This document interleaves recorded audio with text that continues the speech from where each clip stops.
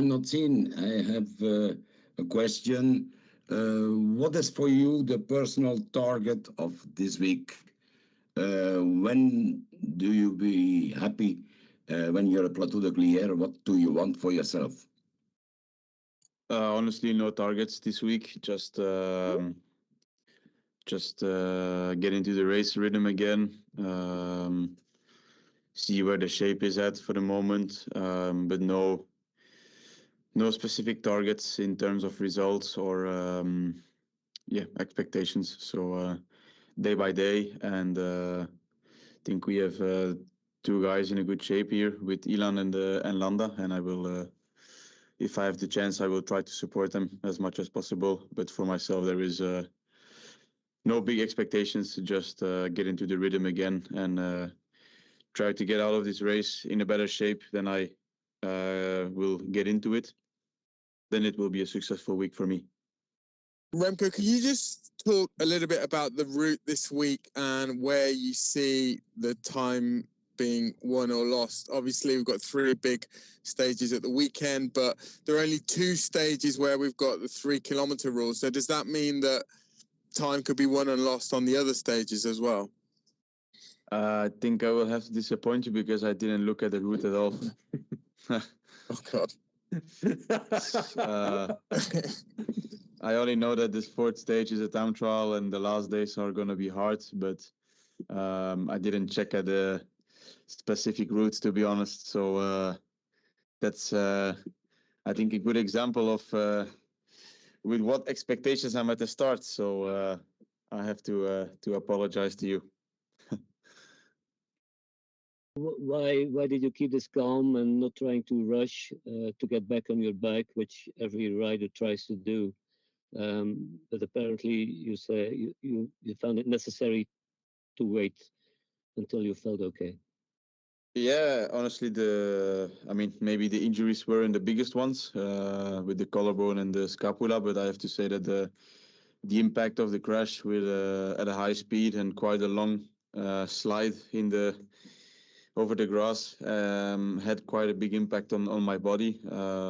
Also the surgery, first time under narcos, so for me it was quite a big impact overall, let's say. And just my shoulder, my muscles, everything was quite damaged. So I have to say that I really needed that time because I think the day I started outside is really the first day that I felt ready for it. So I think also with the experience of my Lombardia crash in the past, where we rushed things maybe a bit too much, I wanted to calm things down and really never skip any step of the stairway, let's say. So just really day by day, step by step, and I think it was the good decision to do it that way, because in the end,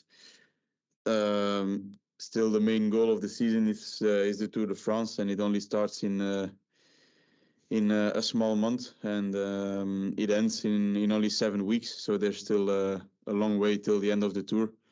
So that's why we didn't rush anything with the bigger goal in mind, and always paying attention to not get in extreme fatigue or rush myself too much. So maybe it was not the best approach to get into this race, but of course I think and I hope it will be a better approach or the best approach to go to the Tour. After a big crash beginning of April, are there remainders of that in the way that maybe your risks you will try to avoid risks, or is there anything left of that crash in your head according to danger and how to deal with it? Well, I hope not. I think first days in Sierra Nevada, it was still a bit of let's say stiff descending, not feeling super comfortable on the bike, but I think every day it got better and better, and I think I'm gone of the scared feelings, so that's good. And then the injuries are still a bit uncomfortable sometimes, especially in the omoplate. It's still a bit in the scapula is still a bit strange sometimes, especially on a TT bike. There's a lot of pressure coming onto my shoulder, so there it's a bit strange. But I think it should be good enough to race, and also good enough to take risks again.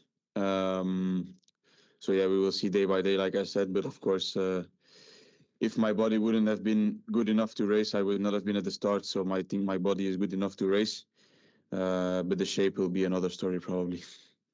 There's a chance that Jonas Vingegaard will race the Tour de France not having done any preparation races. I was just wondering, was that an option that you considered, and how would you have felt about that?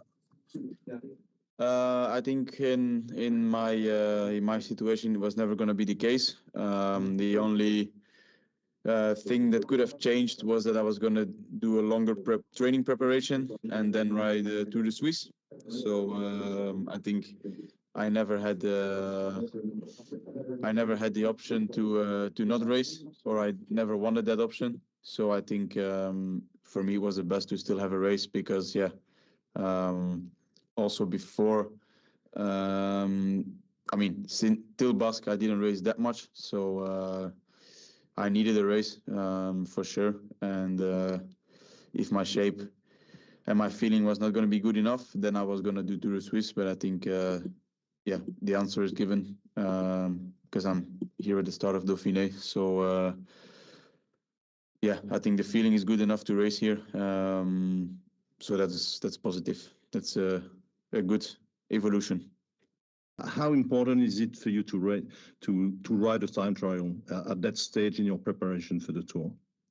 Yeah, I think it's going to be an important one to see how the pressure on the shoulder feels, to see if I can handle the pressure for a long time, because I think Klaas or Dries told me that the TT is not super technical, especially in the first part of the race. So it will be a lot of position work, and I think it's going to be a good test to see how the shoulder reacts, to force the muscles to get really narrow in the shoulder. So I think it's going to be a good step in I'm not going to call it a rehab anymore, but a next step into my upcoming shape, or growing shape towards the Tour. So yeah, it's going to be a good test, and yeah, we will see about the legs and the results. But I think my feeling in day by day will be the most important for this week, and not necessarily the results.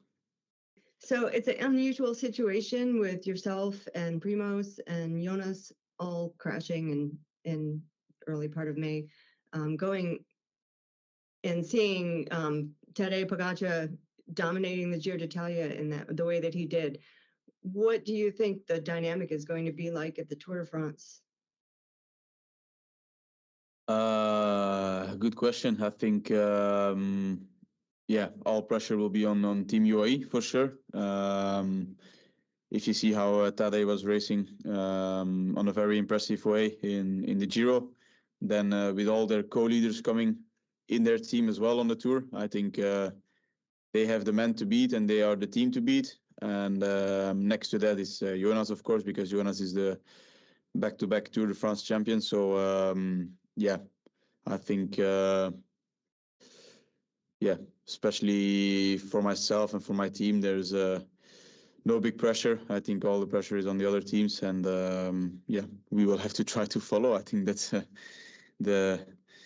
if you can follow Tadej one day, I think it's going to be like a victory. But of course, yeah, we'll have to see that. Maybe he's already going to attack first day, win the stage with 5 minutes, and then the GC is over again. So I mean, it's a special guy. It's best rider in the world. So you never know with him. And it's going to be a process, and also a big question for everybody how he's going to be recovered after the Giro. But I think he did a great race, and he will be ready for the Tour, that's for sure. So it wouldn't surprise me if he wins the Tour de France after winning the Giro. So I think that's a bit the answer to the question.